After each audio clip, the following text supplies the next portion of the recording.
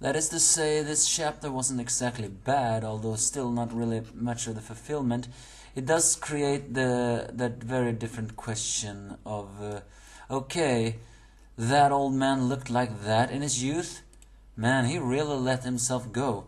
Although there seems to be some implications that, as I said before, I stay very strong with the feeling that despair can either drive you insane or sap your willpower. So of course you will end up in a body like that. Still though, that's a very huge change, but it could also be malnourishment, lack of nourishment. And the torture definitely will break someone. The angry enemy found the despair reviewer. Here with chapter 935 of One Piece. First of all, someone has stolen the key from the prison mind's vice warden and headliner Solitaire's place. Strangely enough, she has the tail, so she appears to actually has a monkey smile. What do I mean strange? Well, she has 6 arms. You know, I know the tail, but a monkey do not have 6 arms. Or is that meant to go with the, I don't know, the ancient tales of mythology or something like that? Raizo is the one who has stolen the tail, actually from Guardian, from a smile user that actually has a crab-like hands. And indeed he moves pretty fast. And it's revealed that Raizo is also one of the red scarabs, which likely means also that Kanjuro is also one of the red scarabs. Either way, we see back to the time when Luffy actually kicks the scorpion guy, who also has a name here. And we actually see the rules of the mines, although we cannot call them rules, we call them dictatorship. Rule 1 is that all countries' prisoners' minds is that if you talk to a god, you will be punished. Just talking back to them is punishment. The punishment for the first offense is disembowelment of your arms. The punishment for the second is disembowelment of your legs. And the punishment of the third offense is execution. And since you lay a hand on the guards, you will be executed. So Luffy saves old man Hyogoro from Daifugu, a scorpion smile user. And of course they immediately scream for his death. Although the prisoners are happy that this is what he did, they also know that they cannot do anything, so they say they will never forget Luffy. And then suddenly, as Daifugu gets up and someone else asks, how can he just do this with his sea cuffs? Of course he really says that, does you mean I'm weaker than this? Yes. If Luffy did not have his sea cuffs on, you all trash would be nothing more than dirt. Either way, it's revealed that the elephant smile user is actually the warden of the mine. I thought Queen was the warden, but I guess he's the, well, chief. This guy is the warden. And Luffy confirms one thing, and that is he has spent all this time training, just as we all suspected. And he's making a good point. If he takes off the cuffs, then maybe he will become even stronger. But then the warden sends his elephant sneeze. It seems very likely that his elephant also has a mind of his own. Either way, he sends out a destructional sneeze that unfortunately hurt Luffy, because for some strange reason he cannot use his haki. And I'm saying strange reason because haki was not connected to your devil fruits. That was even confirmed by Rayleigh. Although I think it's an explanation for that as well. They do say that why the warden says that he has an extraordinary willpower. So even if he is weakened by the sea cuffs, he can move. But his breathing is becoming heavier the more he moves with it. Possibly implying that since haki is spirit, if your spirit is, well, if your stamina is drained, then your spirit is too. Meaning you cannot focus in using haki as much as before. Either way, we see the Queen's introduction, and although there's still some who actually debate over his gender, I have to say, come on people, that is clearly a man.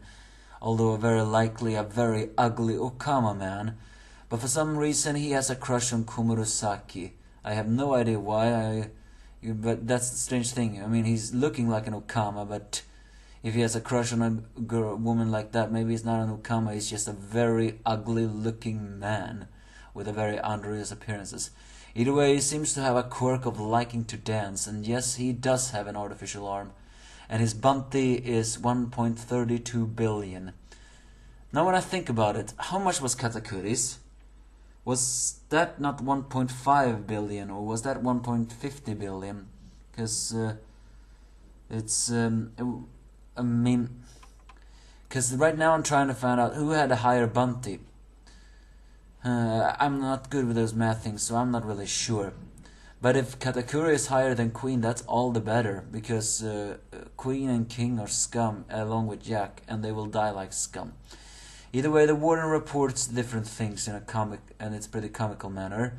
Eustace's kid has escaped, the keys of the sea cuffs have gone, and Luffy is actually trying to escape even now. Elsewhere in the Laughing Town, the rest of the gang of Frankie, Usopp and Law has ended up there, but Zoro is not there to be found because for some reason his swords were stolen. Again! Although to be fair, I think they've only been stolen one time before, and that was by a dwarf. So who stole his sword this time? Or I mean, who was it? Who was the sword that was stolen? I mean, if it was the Wano treasure, then it's no wonder it was stolen. After all, you know where it belongs. But we all know that he will never find his way back here, even if he does find the swords. And where is Sanji? Well, he very likely went to the Flower Capital's bathhouse. Which, by the way, we see a fan-service scene of Robin and Nami. Well, also Shinobu, but that's not really important.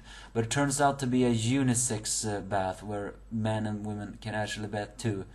And of course they're very happy to see beautiful women, although not so very happy of seeing Shinobu. So later on, they mention how much Kiyoshiro is a scary guy, but also that back in the old days, Yakuzas were allies of the commoners. I mean, I don't really see how that's possible, but I don't really know so much about Yakuza either way. Is that so they mentioned that Kiyoshiro is different from the other one. The previous one was Boss Hyogoro, as we found out last time. And according to Shinobu, Hyogoro had so much charisma that gathering 5,000 people by the next week would have been much easier. That's pretty strange. I thought Oden was very liked, although he's not very liked anymore, but how can one man have that much influence? Either way, we see a picture of him back in his heyday, and let me tell you, that's a stark contrast how he looks now. It's almost so much stark contrast that you even wonder, wow, did he let himself go that much? But then you remember, oh yeah, he has been a prisoner where they break people's minds and give them very lacking nourishment. So, yeah, maybe the breaking his will, lacking of eating, and age, let's not forget, it's been 20 years, probably have aged the previously very well-brooded Hyogoro the Flower into a very weak-looking man. It's a very sad thing. So Shinobu's thing of saying getting allies because it was the embodiment of chivalry which even Lord Oden admire. It's a stark contrast, really. But apparently there were 5 Yakuza bosses of the other regions. So does that mean there are 5 other bosses, or has Kiyoshiro killed them all? After all, we still don't know who he is. So well. And it's also revealed that once upon a time Fukurokujo actually served the Kozuki family, but he decided to serve Orochi when he took power. I guess that is to show his amount of corruption. So, but according to the rumors, it is said that he opposed Orochi and was executed, but we all know he wasn't. There was a belief he was executed, but he was then I think they tried to make him a servant, but the years passed and really weakened the old man. As Luffy and Hyogoro are summoned before Queen, he mocks him for once being in the embodiment of chivalry, and now is a malnourished geezer. Hyogoro don't care about him, but he wants Luffy to be spared. Although Queen says that we join our crew and I'll personally ask Kaido. But then he comes up with an excellent idea. It's during this time that Raizo, who has been hiding behind some things with the key, actually hears a voice and says that you look exactly the same. He turns around and we see the cage of the mysterious man we always see eyes. He proclaims himself that I am Kamatsu. It's been a long time, Raizo. Is Lord Momonosuke well? And that's the thing. I mean, we all had a suspicion that it may have been one of the former allies of the Red Scarabs, but is that really Kawawatsu? We could just be tricked, you know. Because let's not forget Kamiriso the Manslayer. I thought that was Kawawatsu, definitely. I mean, the ponytail and the name seem to tell it. But if this is Kawawatsu, then we will have good. Although he has been fed poisonous fish. We still don't see his face. We still only see his eyes. It's almost like they're trying to trick us for some way. But yeah, an information chapter. But for some reason, I didn't feel like this was as bad as before. I don't know why. Nothing really happened except some explanations of who Hyogoro once was. And again, I think there's a good explanation on why he has become as he become. Lack of nourishment, the torture, and 20 years will do that to a person. But there were supposedly 5 Yakuza leaders. Is Kiyoshiro now the leader of them all, or has he killed them? I mean, we still don't really know who this man Kiyoshiro really is. So, yeah. I actually thought that Hyogoro and Kushiro perhaps were father and son, after all their names and all. But I guess that's not to be shown. So Luth he is training. We wonder what will happen when he takes off those cuffs. But now he is right in front of Queen. Raizo has met Kawawatsu, perhaps. His hope. I mean, he seems to be more loyal than Ashiradoji is.